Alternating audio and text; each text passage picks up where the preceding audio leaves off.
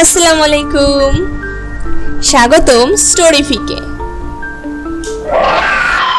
ইন্দোনেশিয়ার পাডেপোকান নামক এক গ্রামে গত 15 বছর ধরে কোনো আজান শোনা যায়নি। গ্রামবাসীরা সবাই মুসলিম হলেও কেউ আল্লাহর উদ্দেশ্যে নামাজ পর্যন্ত পড়ে না। তাদের এই ঈমান নষ্টের পেছনে রয়েছে এক ভয়ানক শয়তান জিন, যাকে নিয়ন্ত্রণ করে গ্রামের সকলের যে কোনো প্রয়োজনীয়তা মেটায় গ্রামেরই একজন শয়তানের পূজারী মুলিয়া।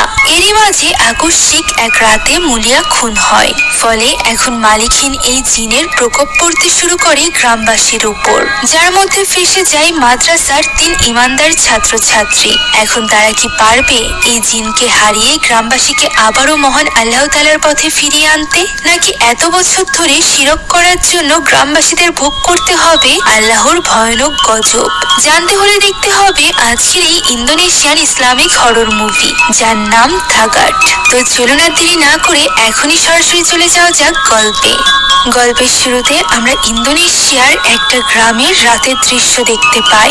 আজকের রাতটাও বাকি গ্রামবাসীদের জন্য একটা সাধারণ রাতের মতোই ছিল, যে যার কাজ শেষ করে দোকানপাটি বন্ধ করে বাড়িতে চলে যায়। তবে আজকের রাতের ঘটনায় যে তাদের জীবন পুরোপুরিভাবে পরিবর্তন হয়ে যাবে তা তারা ভাবতেও পারেনি। দৃশ্য চলে যায় ওই গ্রামেরই একজন ফেমাস লোকের বাড়িতে, যার নাম ছিল মুলিয়া। তার বাড়ির ভেতরকার দৃশ্য দেখে আমরা বুঝতে পারি যে সে কালো জাদু করত। এখানে শয়তানের উপাসনার অনেক জিনিসপত্র রাখা ছিল। এখানে আমরা মৌলিয়ার একজন শীর্ষ লামকে দেখতে পাই, যে কিনা মৌলিয়ার ছবির সামনে একটা পাত্র রাখে। এই পাত্রেও হয়তোবা কালো জাদুর জিনিসপত্র ছিল। আর এরপর লাম একটা বই হাতে নেয়, যে বইয়ের ভেতরে একটা চাবি রাখার জায়গা ছিল। সে সেখানে ওই সিক্রেট চাবিটি রেখে দেয়। এরপর সে পাশে থাকা একটা মদের বোতল থেকে মদ পান করতে যায়। এমন সময় হঠাৎই লাইট ফ্লিকার করতে শুরু করে। লাম মনে করে হয়তোবা মৌলিয়া এসব কিছু করছে, তবে মৌলিয়া তার ডাকের কোনো সাড়া দেয় না। এমন সময় হঠাৎই লাইটটি বন্ধ হয়ে যায়। এতে করে লামের কিছুটা সন্দেহ হয়। সে টর্চ লাইট জ্বালিয়ে বাড়ি থেকে বেরিয়ে আসে এবং বাইরে এসে মৌলিয়াকে খুঁজতে আরম্ভ করে, যেখানে হঠাৎই পাশের আক্ষেপ থেকে সে কিছু আওয়াজ শুনতে পায়, যা শুনে সে আস্তে আস্তে তার ভেতরে প্রবেশ করে এবং দেখতে থাকে মৌলিয়া আসলে কোথায়। এমন সময় হঠাৎই তার পাশ থেকে কাউকে দৌড়ে যেতে দেখা যায়, যা লক্ষ্য করে লাম নিজেও। তাই সে সেদিকে এগিয়ে যায়। পথে সে কিছু রক্তের ছাপও দেখতে পায়। দেখে মনেই হচ্ছিল রক্তাক্ত অবস্থায় কাউকে সামনের দিকে টেনে নিয়ে যাওয়া হয়েছে। তাই সে দৌড়ে চলে যায় সামনের দিকে। সামনে দৌড়ে গিয়ে সে হতভম্ব হয়ে যায়, কেননা সেখানে বসেছিল মুলিয়ার মৃত লাশ, যার লাশে হাত দিতেই তার মাথাটি তার শরীর থেকে আলাদা হয়ে যায়। এটা দেখে লাম তো প্রচন্ড ভয় পেয়ে যায়। দৃশ্য পরিবর্তিত হয় এবং এই ঘটনার 12 ঘন্টা আগের দৃশ্য আমরা দেখতে পাই, যেখানে অন্য এক গ্রামে আমরা দুজন মেয়েকে দেখতে পাই। দেখে মনে হচ্ছিল একজনের ঘাড়ে জিন ভর করেছে এবং অন্যজন তাকে সুস্থ করার চেষ্টা করছে। সেই সাথে এই সব কিছু ক্যামেরা বন্দি করছে তাদের বাগাস নামের আর এক বন্ধু। মূলত তারা 3 জনই ফ্রেন্ড ছিল এবং এতক্ষণ যাবৎ তারা দুজন আসলে অভিনয় করছিল। এই 2 জন মেয়ের নাম ছিল আইনুর এবং রিনি। আইনুরের স্বপ্ন ছিল যে সে মুলিয়ার মতো করেই মানুষের ভেতর থেকে জিন তাড়ানোর কাজ শিখবে এবং মানুষদেরকে সাহায্য করবে, যা শুনে বাগাস বলে যে সে যদি সত্যি খারাপ জিনদেরকে দূরে রাখতে চায় তাহলে তার নামাজ পড়া উচিত, এইসবে সময় নষ্ট করা উচিত না। যে ব্যাপারটা খুব একটা ভালো লাগে না আইনুরের কাছে। এমন সময় তার কিছু একটা মনে পড়ে যায় এবং সে তাড়াহুড়া করে সেখান থেকে সাইকেল নিয়ে বেরিয়ে পড়ে। সে সরাসরি চলে আসে মাদ্রাসায়। মূলত আইনুর, রিনি এবং বাগাস এই মাদ্রাসায় পড়াশোনা করত। আইনুর ছিল এতিম, যে কারণে ছোটবেলা থেকে এই মাদ্রাসার কেয়ারটেকারই তাকে বড় করেছে, ঠিক বাবার মতো করে। তাই তো সে সরাসরি চলে যায় কেয়ারটেকারের ঘরে, যেখানে টিভি রাখা ছিল। সে জানতো টিভিতে এই সময় মৌলিয়ার শো হবে, তাই সে সেটা দেখার জন্য এত তাড়াহুড়া করে এখানে চলে এসেছে। এই শোতে মুলিয়ার বিভিন্ন পারদর্শিতা দেখাচ্ছিল, যেখানে সে জিন ছাড়াচ্ছিল, কারোর আবার পায়ের হাড় ঠিক করছিল। এই সব কিছু দেখে আইনুর বেশ বিস্মিত হয়। সে নিজেও মুলিয়ার মতো করে মানুষকে সুস্থ করতে চাইতো। তাই তো সে টিভি দেখে মুলিয়ার মতো করেই অ্যাক্ট করতে থাকে। ওই সময় তার হাতে আমরা একটা বিশেষ চিহ্ন দেখতে পাই। এমন সময় সেখানে চলে আসে ওই কেয়ারটেকার আব্দু। নামাজ বাদ দিয়ে আইনুরের এইভাবে টিভি দেখা তার কাছে ভালো লাগে না, তাই সে টিভিটি অফ করে দেয়। এটা দেখে আইনুর তার কাছে বায়না করতে থাকে যে সে শুধুমাত্র মৌলিয়ার এই ভিডিওটা দেখেই চলে যাবে নামাজ পড়তে। তাদের এখানকার কথা দ্বারা আমরা বুঝতে পারি আব্দু কখনোই চাইতো না যে আইনুর মৌলিয়াকে নিজের আইডল মনে করুক, অর্থাৎ নিজে মৌলিয়ার মতো হওয়ার চেষ্টা করুক। তবে আইনুর তার কথায় খুব একটা গুরুত্ব দিত না। এখানে আমরা বাকি ভিডিওটা দেখতে পাই যেখানে মৌলিয়া খুব সহজেই একজন ছেলের পা ঠিক করে দেয়, এমনকি সে তখনই উঠে হাঁটতে শুরু করে, যা দেখে আশেপাশের সকলে তার ভক্ততে পরিণত হয়। এই কারণেই মৌলিয়া এত বেশি জনপ্রিয় ছিল। এখন এই ভিডিও দেখা শেষ করে আইনুর চলে যায় বাকিদের সাথে নামাজ আদায় করতে, যেখানে মাদ্রাসার বেশিরভাগ স্টুডেন্টই বাড়িতে চলে গিয়েছিল, যেহেতু আগামীকাল থেকে ছুটি আরম্ভ হচ্ছে। তবে এখানে রিনি জানায় যে সে আইনুরকে ছেড়ে বাড়িতে যাবে না, কারণ আইনুরকে ছাড়া তার বাড়িতে মন বসে না। আইনুরও এটা শুনে খুশি হয়ে যায়, কারণ রিনি বাড়িতে গেলে সে এখানে একেবারেই একা হয়ে যাবে।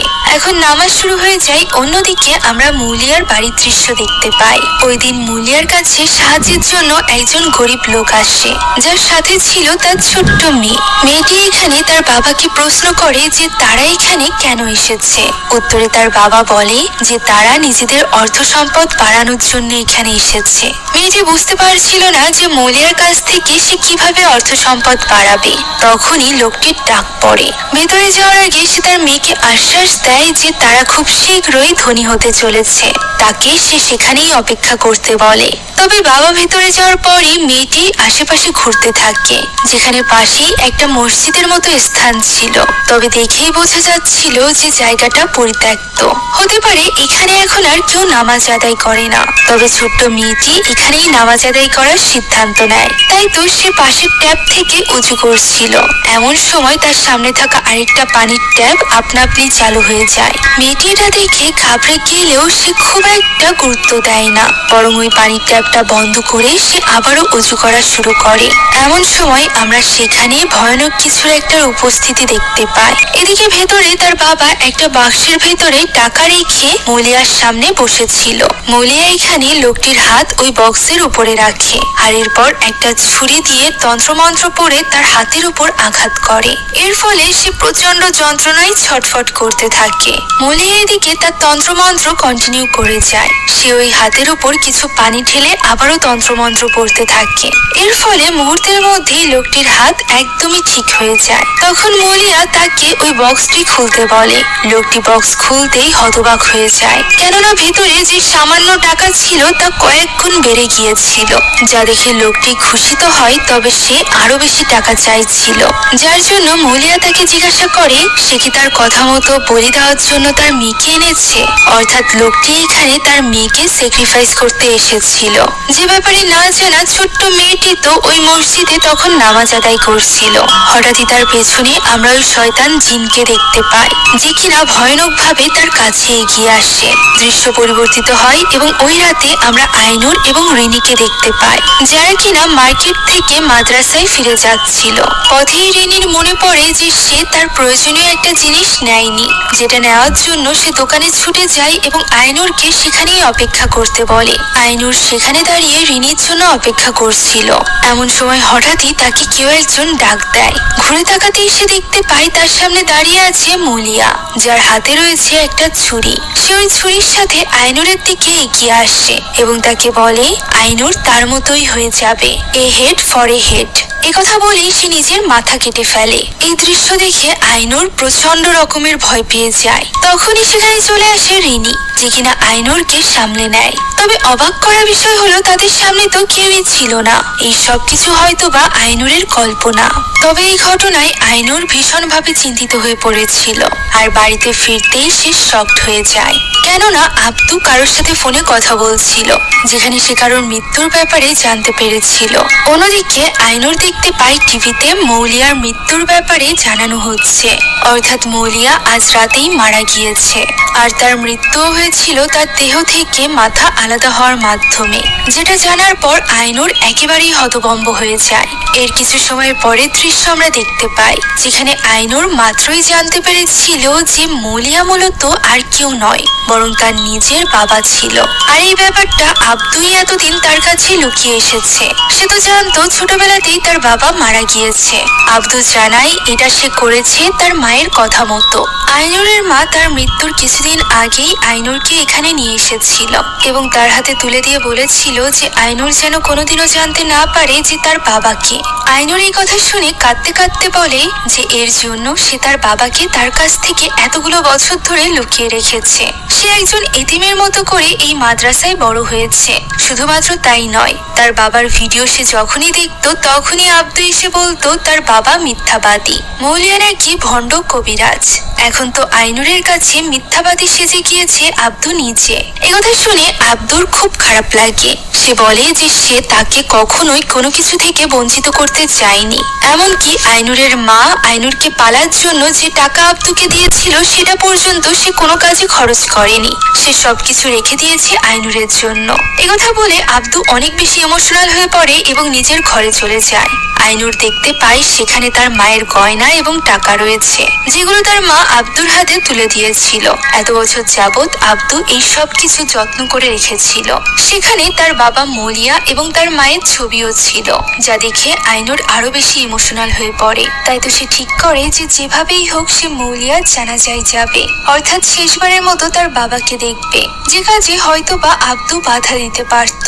তাই তো সে আব্দুকে না জানিয়ে ওই রাতে রিনিকে নিয়ে বেরিয়ে পড়ে মাদ্রাসা থেকে। তবে বের হওয়ার সময় বাগাস তাদেরকে দেখে ফেলে এবং তাদের সাথে নিজেও যাবে বলে ঠিক করে। পরদিন সকালে আমরা তাদের তিনজনকে একটা ট্রাকে করে ওই গ্রামের দিকে যেতে দেখতে পাই, যেখানে পথে সে তার দুই বন্ধুকে সবকিছু খুলে বলছিল। এমন সময় হঠাৎই ওই জিনকে আমরা পেছনে দেখতে পাই, যে কিনা তার নাম ধরে ডাকে, যা অন্য কেউ শুনতে পায় না বা দেখতে পায় না। এটা দেখে আইনুর একটু অবাক হয়। এখন এইভাবেই তারা গিয়ে পৌঁছায় মৌলিয়ার বাড়ির সামনে, যেখানে পৌঁছাতেই তারা সেখানে অনেক মানুষের ভিড় দেখতে পায়, যারা সবাই মৌলিয়ার ভক্ত ছিল এবং সেখানেই বসে তার জন্য কান্নাকাটি করছিল। ওই সময় ভেতরে আমরা লামের সাথে আরেকজন মহিলাকে দেখতে পাই, যে কিনা আইনুরকে দেখা মাত্রই চিনে ফেলে। সে চাইছিল না আইনুর এখানে আসুক, তবে লামের মতে আইনুরকে তাদের প্রয়োজন। তাই তো সে এগিয়ে যায় আইনুরের কাছে এবং আইনুরকে নিজের পরিচয় জানিয়ে বলে যে আইনুর চাইলে সে তার বাবাকে শেষবারের মতো দেখতে পারে, সেই সাথে শেষবারের মতো জানাজার গোসলে সে তার শরীরে পানি দিতে পারে। আইনুর এই কথায় রাজি হয়ে যায় এবং তার সাথে চলে যায়। অবাক করা বিষয় হলো আশেপাশের সবাই তার সামনে মাথা নুইয়ে তাকে সালাম জানাচ্ছিল, যে ব্যাপারটা দেখে আইনুরের পাশাপাশি তার বন্ধুরাও বেশ অবাক হয়, বিশেষ করে এটা ভেবে যে আইনুর একজন মেয়ে হওয়া সত্ত্বেও তার বাবার জানাজার গোসলে তাকে নিয়ে যাওয়া কেন হচ্ছে। যদিও বাগাসের কাছে ব্যাপারটা অতটাও অস্বাভাবিক লাগে না। এখন আইনুরকে নিয়ে যাওয়া হয় বাগাসের লাশের কাছে, যেখানে বাগাসের লাশের গলা কাটা দেখে আইনুর একটু অবাক হয়। এই সময় আইনুর লক্ষ্য করে যে তার বাবা মৌলিয়ার হাতেও ঠিক ওইরকম একটা সিম্বল আছে, যেমনটি তার নিজের হাতে আছে।